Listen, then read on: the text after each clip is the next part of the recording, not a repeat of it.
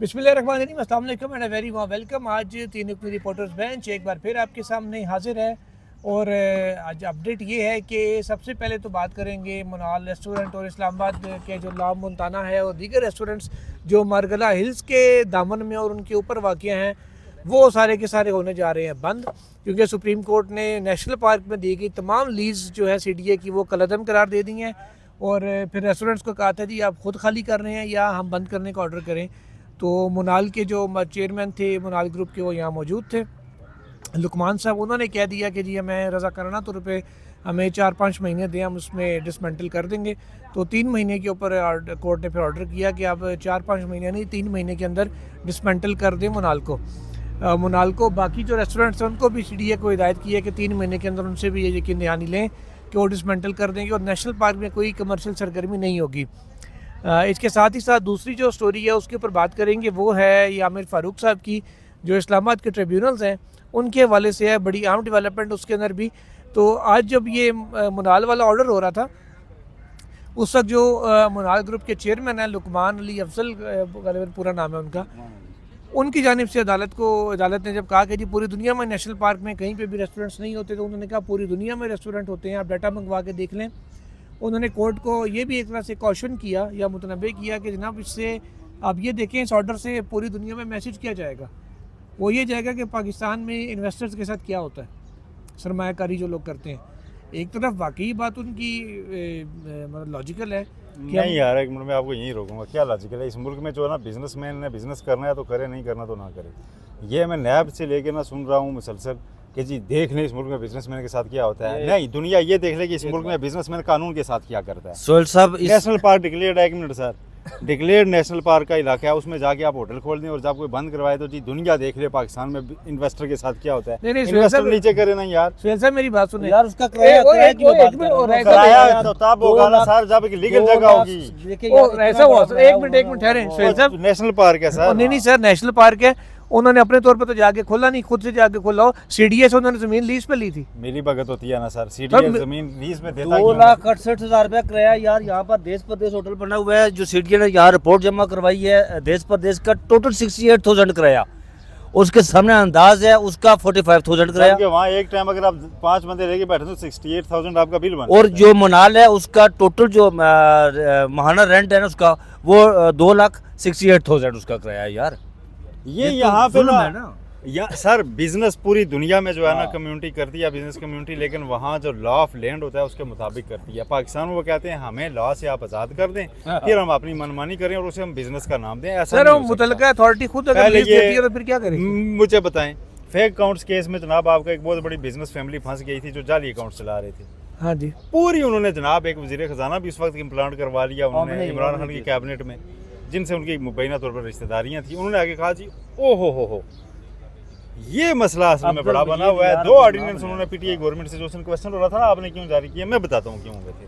वो खान साहब ने कहा भी था कि वो वजीर खजाना साहब आगे थे, उन्होंने आगे जनाब उन्हें ये गाइड किया जी कि आपने जो नैब है ना जी, इसमें से ये बिजनेस कम्युनिटी को निकालें यार। तो उसके बाद मनी लॉन्ड्रिंग पे नैब का वो खत्म करें। शौकत का नाम लेना जी, शौकत के उसके रिश्तेदार थे, ठीक है, वो गनी ग्रुप अब्दुल मजीद, वो खुद नैब को भुगत रहे थे। उन्होंने कहा जी असल में ना यहाँ पे जनाब बिजनेस ट्रस्ट बड़ा जनाब वो हो रहा है, क्योंकि यहाँ नैब पीछे पड़ जाता है। भाई नैब तब पीछे पड़ जाता है, लिखा हुआ है ना एक बुक में यार, नैब पीछे तब पड़ जाता है जब आप उस लॉ को वायलेट करते हैं। नैब किसी हर दुकानदार के पीछे, हर ताजर के पीछे तो नहीं पड़ा हुआ, ठीक है। आप जब आपका कोई कनेक्शन मिलता है किसी सरकारी अहदेदार के साथ, किसी पब्लिक ऑफिस होल्डर के साथ, जब ये पता चलता था कि जनाब आप मिली भगत से कोई काम ऐसा कर रहे हैं और मुल्की पैसा बाहर जा रहा है, वहाँ से आप कहते हैं जी कि नैब का दायरा इख्तियार ख़त्म कर दें क्योंकि बिज़नेस तबका परेशान है। भाई बिज़नेस तबका इस मुल्क के लिए सूदमंद तभी होगा जब आपके टैक्स नेट में आएगा, जब आपके कानून को मानेगा। जब इसको वायलेट करके बिजनेस करेगा तो पाकिस्तान को तो फ़ायदा होने नहीं वाला। अब नेशनल पार्क का पूरा तबाह कर दें, मौसमियाती तब्दीली के चैलेंजेस पाकिस्तान को पहले इतने ज़्यादा हैं, आप पूरा उसको तबाह करते जाएं। यहाँ पे इजाज़त देने का मतलब था कि ये फिर सिलसिला आगे चलता। साहब मुनाल रेस्टोरेंट वाले, देखिए मेरी बात सुनिए, मुनाल ये 18,000 एकड़ रकबा है नेशनल पार्क का। ये इस्लामाबाद हाई कोर्ट के उस वक्त चीफ जस्टिस अतर मिनल्ला साहब ने ये फैसला दिया था, जिसे आज बरकरार रखा सुप्रीम कोर्ट ने।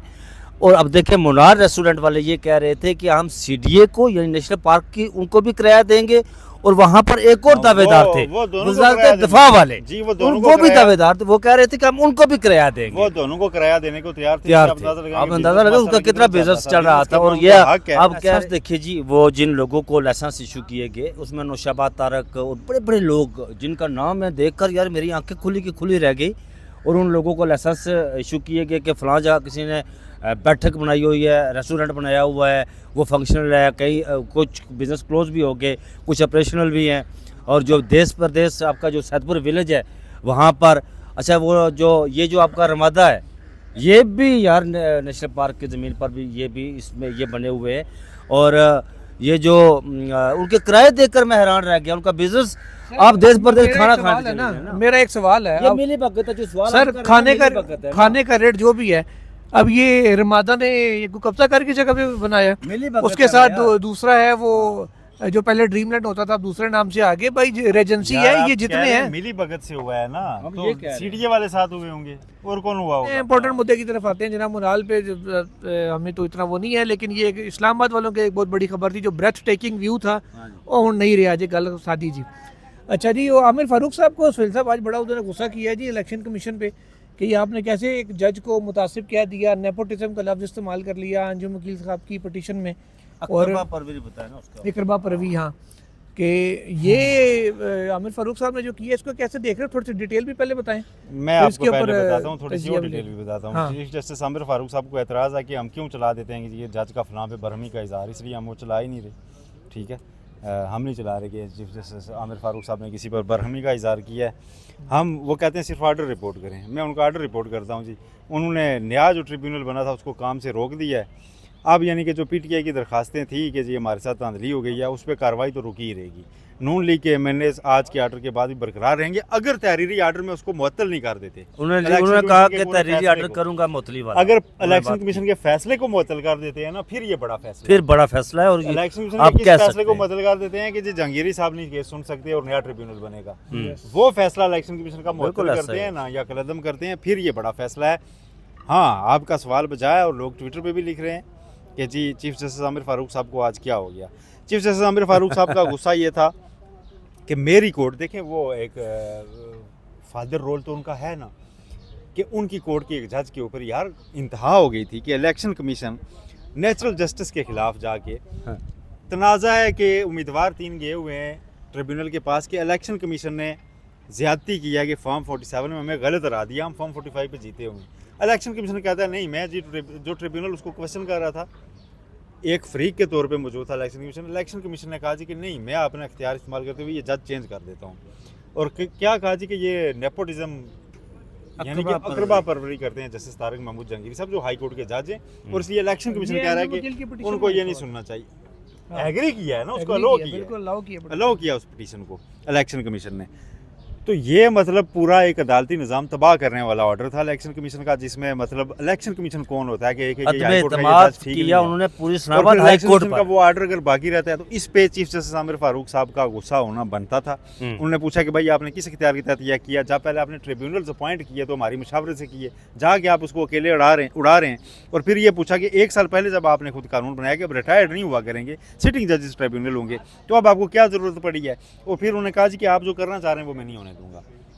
ये बड़ा वाजे था कि जो करना चाह रहे हैं कि मतलब आप अगर किसी को बचा रहे हैं। सुबह सुबह उन्होंने ये बात की जब कि जो आप करना चाह रहे हो, फिर दूसरे उन्होंने तो पूछा कि मेरा आपने ख्याल किस है कानून कि, के तहत ये इलेक्शन मेरा कर रहे ख्याल है कि चीफ और- जस्टिस आमिर फारूक साहब को कुछ और रियलाइजेशंस हैं। फिर देखे जो सोहेल साहब के वहाँ पर जो इलेक्शन कमीशनर पाकिस्तान का वकील था उसे जवाब नहीं बन पा रहे थे। उन्होंने ड्यूरिंग प्रोसीडिंग 7 जून को नए इलेक्शन ट्रिब्यूनल की तैनाती कर दी जी। ड्यूरिंग वहाँ केस लगे हुए थे। ये भी सवाल उठा वहाँ पर, और ये सवाल आईनी और कानूनी था जो justice Aamir Farooq, chief justice Aamir Farooq ने उठाया कि यहाँ पर प्रोसीडिंग हो रही थी, आपने नए इलेक्शन ट्रिब्यूनल की तैनाती कैसे कर दी, जिसके जवाब में उनके पास, उसके वकील के पास कोई जवाब नहीं था। फिर पूछा जी कि वो हमें नोटिफिकेशन दिखाएं, जो 7 जून को उन्होंने किया नोटिफिकेशन, वो उनके पास नोटिफिकेशन भी। फिर उन्होंने कहा कि जी वो ना वेबसाइट पर है ना आपके पास वो नोटिफिकेशन है, तो ये मीडिया को कैसे पता चला। लेकिन जब रात को आर्डर आया तो फिर अब वहाँ पर इलेक्शन कमीशन ने खड़े खड़े एक और पैतरा बदला। वो पैतरा उन्होंने ये बदला जी कि हमने जो नए इलेक्शन ट्रिब्यूनल बनाए थे वहाँ से ये कैसे वापस ले ले, ले लिए जो यानी कि अब इस्लामाबाद, केस हवा में है ना, हाँ किसी वो ट्रिब्यूनल केस में नहीं है। किसी में नहीं है।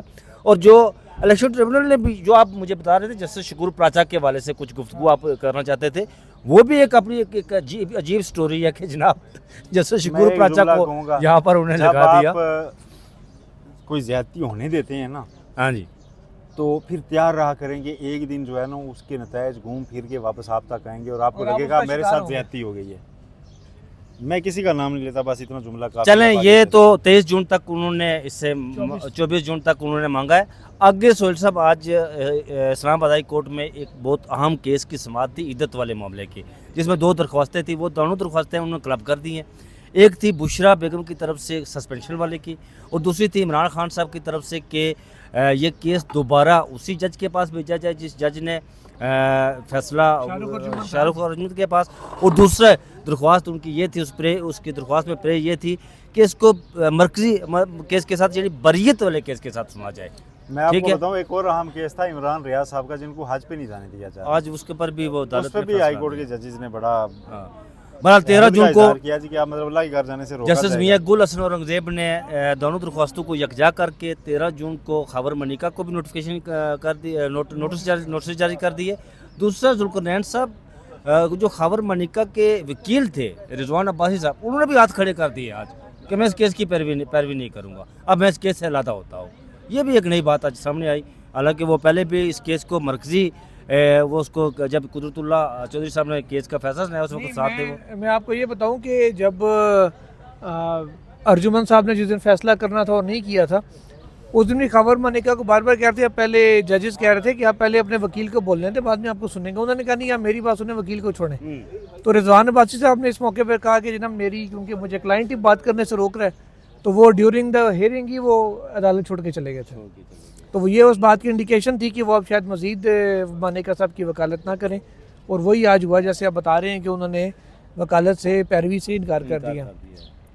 अब देखते हैं जी कि ये आमिर फारूक साहब अरेस्ट जैसे इमरान खान की हुई थी, उसमें भी काफ़ी गुस्सा इन्होंने किया था, लेकिन बाद में क्या दिया था, अरेस्ट ठीक हुई। प्रोसेस वो बाद में प्रोसेस ठीक करवा लेते हैं। ये कागज इत्थे रख दो, ये कागज उत्थे ठीक नहीं सी, ये इत्थे बराबर कर दो, तरतीब सीधी करा के कहंदे ने ठीक है। मतलब तुसा ते कहने का मकसूद है जनाब कि वो प्रोसेस ठीक करवांदे इलेक्शन कमिश्नर पाकिस्तान। अच्छा, एक और अहम खबर है आज जिसको आप इग्नोर नहीं कर सकते। वैसे मैं आपको बता दूं कि फ़र्ज़ क्या, पाकिस्तानी टीम की अगर कोई हालत बहुत ख़राब होती है और कोई खिलाड़ी सोचता है जी मैं बाहरी पनाह ले लेता हूँ, तो चेयरमैन पीसीबी मोहसिन नकवी साहब ने बतौर वज़ीर दाखिला फैसला किया है कि बैरून मुल्क पनाह लेने वाले, ये अजीब फैसला है। बैरून मुल्क पनाह लेने वाले किसी बंदे को भी अब पाकिस्तानी पासपोर्ट नहीं दिया जाएगा, बतौर विज़ीर दाखिला। पाकिस्तानी शहरी। हाँ, बतौर विज़ीर दाखिला। तो मैं क्रिकेट टीम का तो वैसे मिसाल दी है अगर तुम समझ जाओ आज कि कनाडा से अगर मोहसिन नकवी साहब की वजारत दाखिला से तंग होकर, उनके इक़दामात से तंग आकर, राय साहब आपने कोशिश की ना कि आप दुबई चले जाएंगे, आप कनाडा चले जाएंगे और कुछ अर्सा वहाँ गुजार लेंगे कि मैं यहाँ नहीं रहता, आपका पाकिस्तानी पासपोर्ट फुल फोर ख़त्म, कैंसिल, आप वहाँ पे बेयारो मददगार हो जाएंगे और आपको कोई ऑन नहीं करेगा। ये लेकिन ये जो हुकूमत में आज, अच्छा, लेकिन ये अगर कल गले की हड्डी बनेगा। और चले ऐसा जब बनेगा तो अब देखी जाएगी।